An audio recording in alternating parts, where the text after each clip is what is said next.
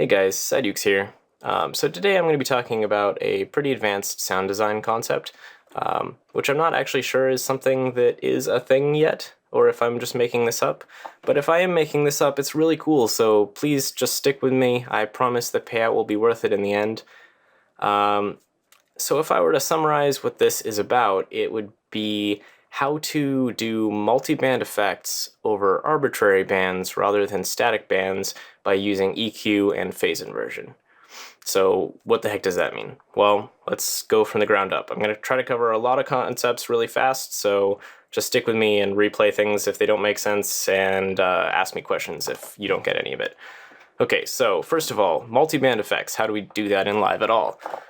There isn't really a built-in way, but it's pretty easy to come up with a way to do it. So, I mean, like one really simple way to do it would just be throw an EQ on, put like a low-pass filter, and then group this thing and duplicate the chain, and then switch this thing to like a high-pass filter.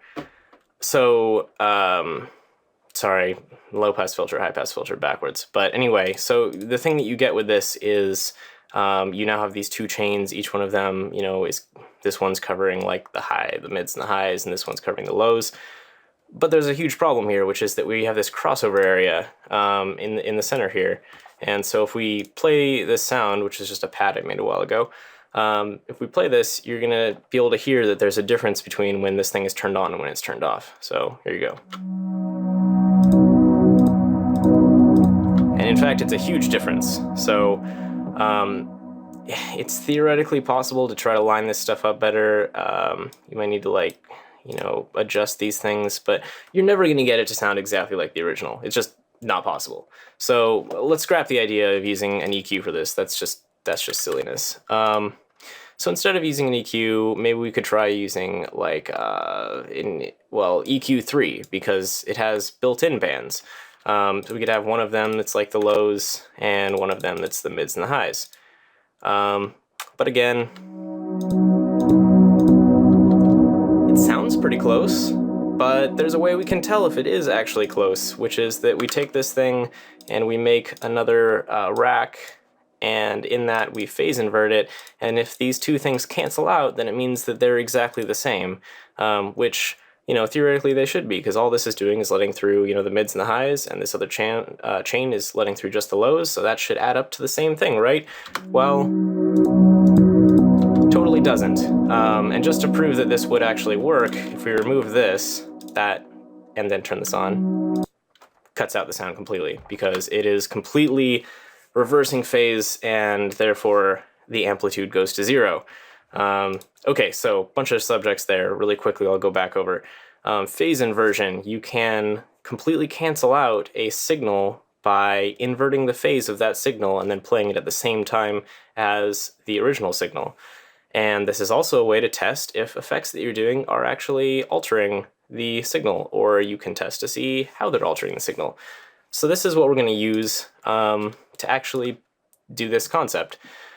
So, okay, where do we start? Let's go back to having an EQ, actually. Since we're going to be using phase inversion rather than trying to, like, program the crossovers ourselves, it actually becomes possible to use EQ to do this. And so let's do, I guess, like a high-pass filter. So we're going to group this thing, and then what we're going to do is we are going to create a chain and throw a utility in there, and then phase invert it. And so what this should do is it should essentially cancel out all of the remaining parts of this, because that's the only parts of the sound that will be left. And what we should be left with is actually just this section over here. So let's give that a try.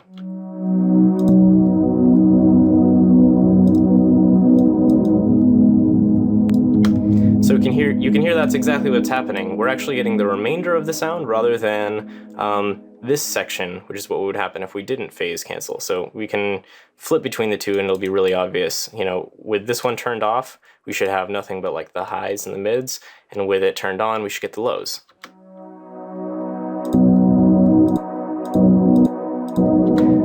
Okay, sweet. So this basically gives us a way to get at both parts of this. And since we're using phase inversion, theoretically the end result, if we were to combine these two different ways of doing it with this turned on and turned off, it should actually give us the full sound exactly as it originally was.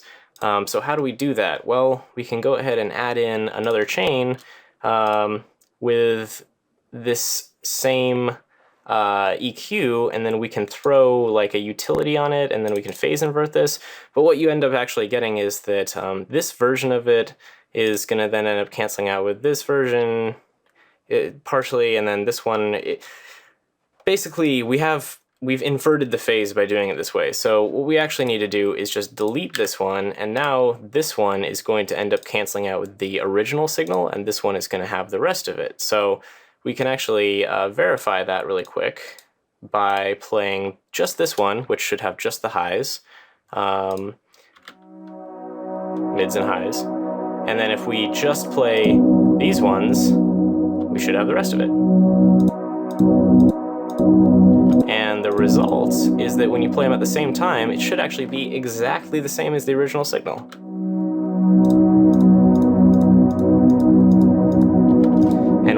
And we can prove this by taking that. So this entire thing is in one chain, and then let's take a utility in the other chain, phase invert it, and what we should get is nothing, which is in fact what's going on here.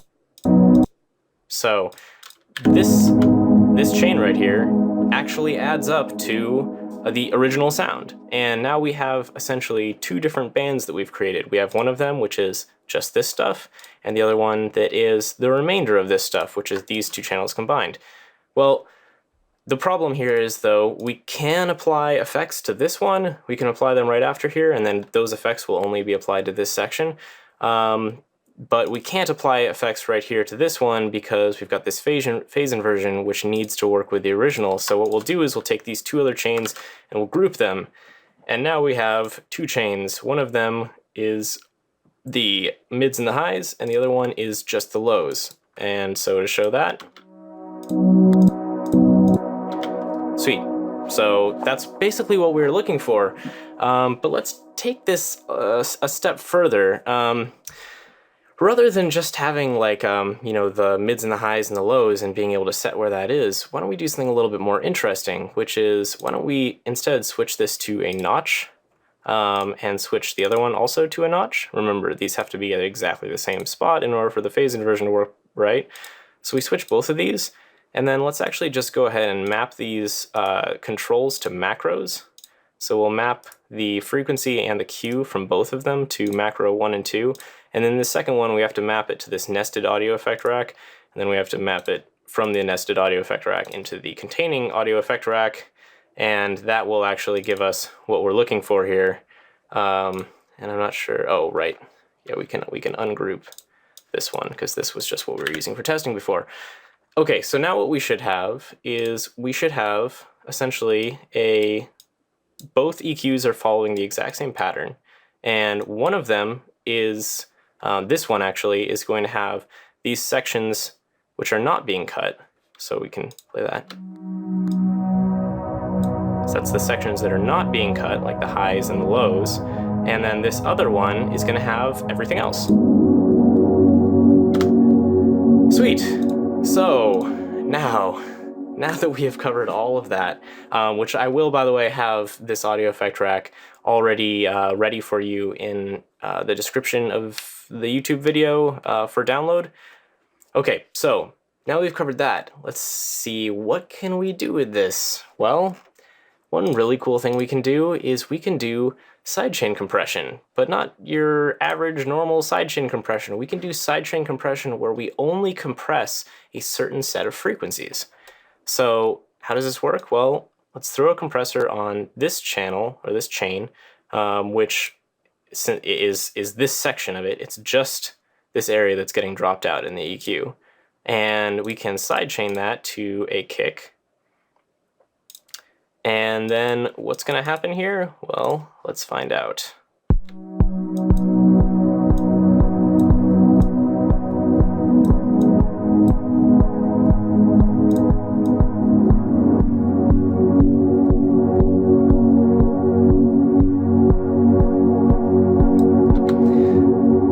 kind of a subtle effect that we're hearing, but it's a really cool one.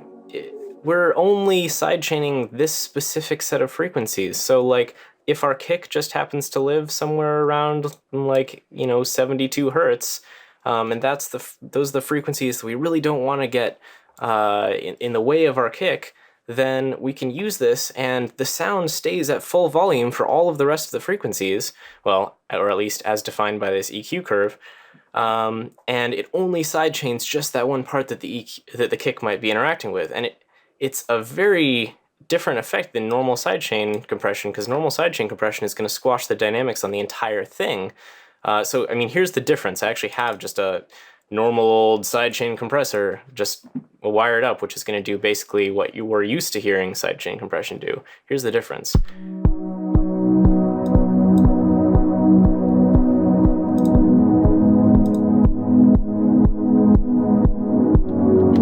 So you might be thinking, well, the normal old sidechain compression sounds better, and or I mean, in cases where you want that kind of like sucking, action, like chill wave or something, that's something you want. But there are cases where you want to have sidechain compression to get one thing out of the way of another, but you don't want those two things to just like kill each other, like one example would be guitar and vocals. They kind of operate in the same frequencies a lot of the time.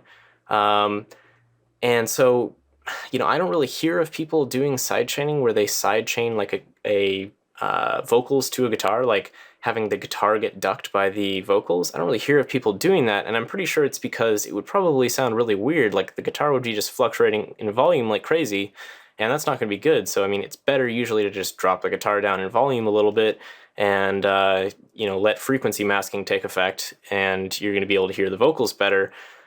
But this is a really subtle effect. It doesn't really sound like sidechaining.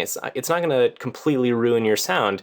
So this is theoretically a way that you could have guitar and vocals playing at full volume right next to each other, and the guitar is not going to be interfering with the vocals, because whenever the vocals come in, they're basically just going to push out the frequencies that the guitar or that the vocals are playing in. They're going to remove those from the guitar.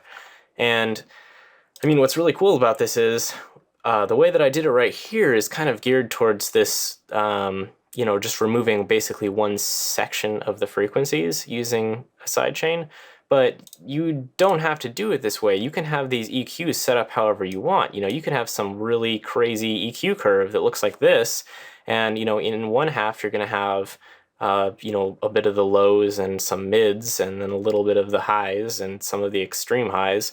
You're going to have those things left, and you could apply effects to just those things. And then in the other one, as long as you take this EQ that's nested in here, wherever it happens to be, did I lose it? Oh, here we are. Yeah, as long as you take this EQ in here and you make sure that it's set exactly the same as this, so I mean, just drag it over here and get rid of this other one, these two are going to completely cancel out, and the result is going to be, let me turn off the compressor. They're exactly the same.